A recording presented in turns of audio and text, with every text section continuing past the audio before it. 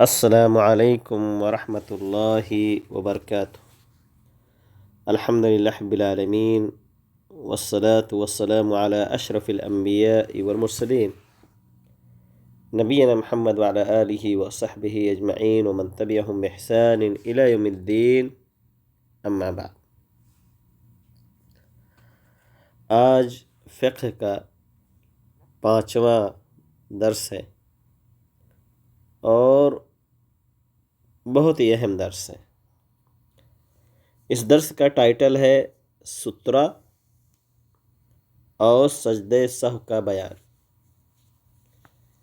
یہ دونوں کے دونوں ایسے فقہی مسائل ہیں جس کے تعلق سے بہت کم لوگ آگاہ ہوتے ہیں، بلکہ اس کا خیال ہی نہیں رکھتے، اور کتنے ہی لوگوں کو تو ان کے مسائل بھی پتہ نہیں ہوتے کہ سترے کے احکام کیا ہے، اور احادیث کے اندر اس کے تعلق سے کیا فرمان وارد ہے نبی کریم صلی اللہ علیہ وسلم کے، اور سترہ رکھنا کیا یہ ایک شرعی حکم ہے یا کہ اس کی کوئی حاجت یا ضرورت نہیں ہے۔ اسی طریقے سے سجدہ سہو کے تعلق سے بھی بہت ساری چیزیں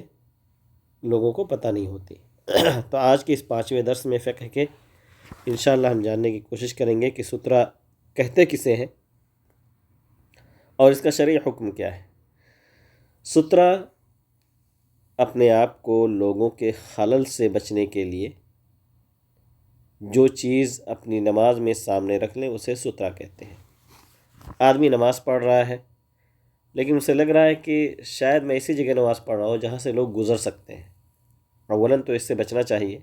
لیکن اگر کوئی چیز نہ ملے، مثال کے طور پر کوئی ایسی جگہ نہ ملے جس کو وہ اپنے سامنے رکھ کر کے نماز پڑھے، تو ایسی صورت میں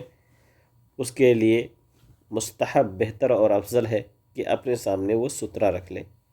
بلکہ بعض علماء نے تو اسے واجب بھی قرار دیا ہے۔ تو نمازی اپنے سامنے جو چیز خود کی حفاظت کے لیے، اپنی نماز کی حفاظت کے لیے جو چیز سامنے رکھتا ہے اسے سترہ کہتے ہیں۔ اور سترہ کی مقدار کیا ہونی چاہیے یہ بھی نبی کریم صلی اللہ علیہ وسلم حدیث کے اندر بیان فرما دیا۔ سنن ابن ماجہ کی حدیث ہے، کہتے ہیں کہ رسول اللہ صلی اللہ علیہ وسلم نے فرمایا، جب ایک صحابی رسول نے کہا کہ اے اللہ کے رسول صلی اللہ علیہ وسلم، ہم نماز پڑھتے ہیں اور چوپائے ہمارے سامنے سے گزرتے رہتے ہیں، تو کیا کیا جائے؟ آپ نے فرمایا مثل موخرۃ الرحل تکون بین یدی احدکم فلا یضرہ من مر بین یدی فلا یضرہ من مر بین یدی، رواہ ابن ماجہ۔ اور یہ حدیث صحیح حدیث ہے۔ یہ حدیث حضرت موسیٰ ابن طلحہ کی، وہ اپنے والد سے روایت کرتے ہیں، کہتے ہیں ہم لوگ نماز پڑھتے اور جانور ہمارے سامنے سے گزرتے رہتے تھے، چنانچہ رسول اللہ صلی اللہ علیہ وسلم سے اس کا ذکر کیا گیا تو آپ نے فرمایا کہ اگر تمہارے سامنے کجاوے کی لکڑی کے برابر کوئی چیز ہو تو سامنے سے گزرنے والی کوئی چیز تمہیں نقصان نہیں پہنچائے گی۔ تو کجاوا کس کو کہتے ہیں؟ اگر آپ نے اونٹ دیکھا ہوگا تو اونٹ پہ سوار ہونے والا انسان جب اس پہ بیٹھتا ہے تو اس کے پیٹھ کے پیچھے ایک لکڑی ہوتی ہے جس پہ وہ ٹیک لگاتا ہے، اسی کو کجاوا کہتے ہیں۔ اگر اتنی مقدار میں ہو تو رسول اللہ صلی اللہ علیہ وسلم نے فرمایا کہ تمہیں کوئی چیز نقصان نہیں پہنچائے گی۔ تو یہ رکھنا بہتر اور افضل ہے، گرچہ بعض علماء نے واجب قرار دیا ہے، لیکن نمازی کو رکھنے کی کوشش کرنی چاہیے۔ کیونکہ نمازی کے سامنے سے گزرنے پر بہت ہی سخت وعید ہے۔ اللہ کے رسول نے فرمایا، حضرت ابو جحیم رضی اللہ عنہ کی حدیث ہے، کہتے ہیں کہ رسول اللہ صلی اللہ علیہ وسلم نے فرمایا کہ لو یعلم المار بین یدی المصلی ماذا علیہ من الاثم لکان ان یقف 40 خیرا له من ان یمر بین یدیہ، کہ رسول اللہ صلی اللہ علیہ وسلم نے فرمایا کہ اگر نمازی کے آگے سے گزرنے والا یہ جان لے کہ اس پر کتنا بڑا گناہ ہے تو وہ آگے سے گزرنے کے بجائے 40 تک انتظار کرنا بہتر سمجھے۔ صحیح بخاری اور مسلم کی حدیث ہے۔ راوی بھول گئے کہ 40 سال آپ صلی اللہ علیہ وسلم نے کہا یا 40 مہینے یا 40 دن، تو یہ چاہے اب 40 سال مان لیں یا 40 مہینے یا 40 دن، بلکہ آج کے دور کے حساب سے اگر 40 منٹ بھی مان لیں تو بھی بہت ایک لمبی مدت ہے۔ اس سے پتہ چلتا ہے کہ نمازی کے سامنے سے گزرنا کتنا سخت وعید کا باعث ہے، اور اس سے کوئی بھی جگہ مستثنیٰ نہیں ہے۔ بہت سارے لوگ، یا کہا جائے علماء کی ایک چھوٹی سی جماعت ہے جو حرمین کو اس سے مستثنیٰ قرار دیتی ہے کہ حرمین میں یہ حکم نہیں لاگو ہوگا، حالانکہ ایسا نہیں، اس کے تخصیص کی کوئی دلیل نہیں ہے۔ تو دنیا کی کوئی مسجد ہو یا کوئی بھی نمازی جہاں کہیں بھی نماز پڑھے تو اس کے سامنے سے گزرنے سے اجتناب کرنا چاہیے، اور شاید ہی کوئی مسلمان جان بوجھ کر کے گزرنا چاہے گا، لیکن یہ ہے کہ نمازی کے لیے بھی بہتر اور افضل ہے کہ اپنے سامنے وہ سترہ رکھ لے، اور یہ سترہ اس کے نمازی کے سامنے ہو، سجدہ گاہ جہاں وہ سجدہ کرتا ہے اس سجدے سے بالکل متصل ہو، تاکہ جو ہے کہ لوگوں کو پریشانی نہ ہو۔ جیسا کہ نبی کریم صلی اللہ علیہ وسلم کی حدیث ہے، کہتے ہیں کہ ہم حضرت سہل بن سعد رضی اللہ تعالیٰ عنہ کے راوی کہتے ہیں کان بین مصلی رسول اللہ صلی اللہ علیہ وسلم و بین الجدار ممر الشاة، صحیح بخاری کی حدیث ہے کہ رسول اللہ علیہ وسلم کے نماز پڑھنے اور دیوار کے درمیان ایک بکری کے گزرنے کے برابر فاصلہ تھا۔ تو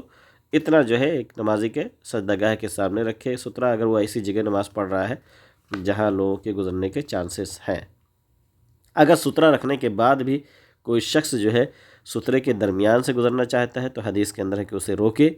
اور ایک بار روکے، دو بار روکے، اگر نہیں رکتا ہے تو پھر اسے دھکے دے کر کے روکنے کی کوشش کرے، کیونکہ وہ شیطان ہے۔ رسول اللہ صلی اللہ علیہ وسلم کی حدیث ہے کہ اذا صلی احدکم الی شیء یسترہ من الناس فاراد احد ان یجتاز بین یدیہ فلیدفعہ فإن أبى فلیقاتلہ فإنما هو الشیطان، رواہ البخاری۔ حضرت ابو سعید خدری رضی اللہ تعالیٰ عنہ حدیث کے راوی کہتے ہیں کہ میں نے رسول اللہ صلی اللہ علیہ وسلم کو فرماتے ہوئے سنا کہ جب تم میں سے کوئی شخص لوگوں سے آڑ کر کے، یعنی لوگوں سے سترہ رکھ کر کے نماز پڑھے، پھر کوئی آدمی اس سترے کے اندر سے گزرنا چاہے، یعنی آدمی مثال کے طور پر دیوار کے اپنے سامنے دیوار کی ہوئی یا پلر کی ہوئی یا اسی جگہ بھی ہے کھلی جگہ، لیکن وہ سترہ رکھے ہوئے اور ایک آدمی اس کے اور سترے کے درمیان سے گزرنا چاہتا ہے تو اسے چاہیے کہ روک دے۔ اگر وہ نہ رکے تو زبردستی روکے، کیونکہ وہ شیطان ہے، فَإِنَّمَا هُوَ الشَّيْطَانُ، وہ شیطان، تو اس سے رکنا چاہیے۔ ایسے ہی اگر کوئی چیز قضاوے کی مقدار میں نہ ملے تو جو چیز سامنے رکھے رہے، جو چیز بھی مل جائے اسے سامنے رکھ لینا چاہیے، تاکہ لوگوں کو پتہ چلے کہ یہ آدمی نماز پڑھے۔ تو ایک طریقے سے یہ علامت بھی ہو جائے گی کہ آدمی نماز کی حالت میں ہے، اور دوسری چیز ہے کہ اس کی نماز کی حفاظت بھی ہو جائے گی۔ جیسے کہ رسول اللہ صلی اللہ علیہ وسلم کی حدیث ہے، حضرت عبداللہ بن عمر رضی اللہ تعالیٰ صحیحین کی حدیث ہے، کہتے ہیں کہ کان رسول اللہ صلی اللہ علیہ وسلم اذا خرج یوم العید یأمر بالحربہ فتوضع بین یدیہ فیصلی الیہا والناس وراءہ وکان یفعل ذلک فی السفر، متفق علیہ۔ کہتے ہیں کہ جب عید کے دن رسول اللہ صلی اللہ علیہ وسلم نماز کے لیے گھر سے نکلتے تو اپنا نیزہ ساتھ لے جانے کا حکم فرماتے، کیونکہ عید کی نماز آپ صلی اللہ علیہ وسلم میدان میں پڑھا کرتے تھے مسجد نبوی سے نکل کر کے، تو کہتے ہیں آپ اپنا نیزہ ساتھ لے جانے کا حکم فرماتے، جسے آپ کے سامنے گاڑ دیا جاتا، آپ صلی اللہ علیہ وسلم اس کی طرف نماز پڑھتے اور لوگ آپ کے پیچھے ہوتے۔ سفر میں بھی آپ سترہ استعمال فرمایا کرتے تھے۔ تو یہ صحیح بخاری اور مسلم کی روایت ہے۔ تو پتہ چلا کہ ایک نیزہ بھی گاڑنا کافی، جبکہ حدیث کے اندر اللہ نے فرمایا کہ کجاوے کی مقدار میں ہونی چاہیے، لیکن یہاں ایک نیزہ جو کہ بہت باریک ہوتا ہے اس کو سامنے رکھ لیں تو بھی کافی ہے۔ اسی طریقے سے کوئی بھی چیز جس سے اس کی نماز کی حفاظت ہو سکے۔ ایسے ہی میں نے یہاں لکھا ہے کہ یاد رہے کہ امام کا سترہ مقتدی کے لیے کافی ہے، امام کا سترہ مقتدی کے لیے کافی ہے، جی امام کا سترہ مقتدی کے لیے کافی ہے، اور اللہ کے رسول صلی اللہ علیہ وسلم کی حدیث بھی اس تعلق سے ملتی ہے۔ کہتے ہیں کہ صحابہ کرام کہتے ہیں کہ ہم جو ہے جب نماز پڑھتے تھے تو اپنے سامنے ایسی چیزیں رکھ لیا کرتے تھے، اور پھر ہمیں اس کی پرواہ نہیں ہوتی تھی کون اس کے آگے سے گزر رہا ہے۔ تو یہ احادیث کے اندر سترے کا حکم ہے، اور سترہ رکھنا بہتر ہے اپنے نماز کی حفاظت کے لیے، اور لوگوں کو بھی گناہ سے بچانے کے لیے ضروری ہے کہ آدمی اس کا خیال رکھے۔ اس کے بعد آج کے اس میں دوسرا جو موضوع ہے سجدہ سہو کا۔ سجدہ سہو کب کرتے ہیں؟ میں نے یہاں لکھا ہے کہ نماز میں کمی، زیادتی یا شک ہونے کی وجہ سے اگر خلل واقع ہو تو سجدہ سہو کر لینا چاہیے۔ آدمی بسا اوقات نماز پڑھتا ہے اور اس کو شک ہو جاتا ہے یا زیادتی ہو جاتی ہے، کمی ہو جاتی ہے،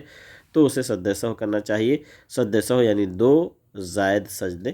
حضرت عبداللہ بن مسعود رضی اللہ تعالیٰ عنہ روایت کہتے ہیں رسول اللہ صلی اللہ علیہ وسلم فرمایا کہ جب نماز میں آدمی کمی یا زیادتی کر دے تو اسے چاہیے کہ 2 سجدے کر لے، صحیح بخاری مسلم کی حدیث ہے۔ نماز میں اگر شک ہو جائے تو آدمی کو ہمیشہ کم رکعت کا اعتبار کر کے نماز مکمل کرنی چاہیے، اور سلام پھیرنے سے پہلے 2 سجدے سہو کرنا چاہیے۔ سلام پھیرنے سے پہلے 2 سجدے سہو کرنا چاہیے۔ تو کم اعتبار مثال کے طور پر 3 رکعت پڑھا کہ 4 پڑھا شک ہو گیا تو 3 مان لینا چاہیے، ایسے ہی 2 پڑھا کہ 3 پڑھا تو 2 مان لینا چاہیے۔ اسی کو یقین پر بنا کہتے ہیں، کیونکہ جب آدمی کو شک ہوتا ہے 2 عدد میں تو آلریڈی جو کم عدد ہوتا ہے اس میں شک نہیں ہوتا ہے، بلکہ شک زیادہ میں ہوتا ہے۔ جیسے آدمی کہے کہ میری جیب میں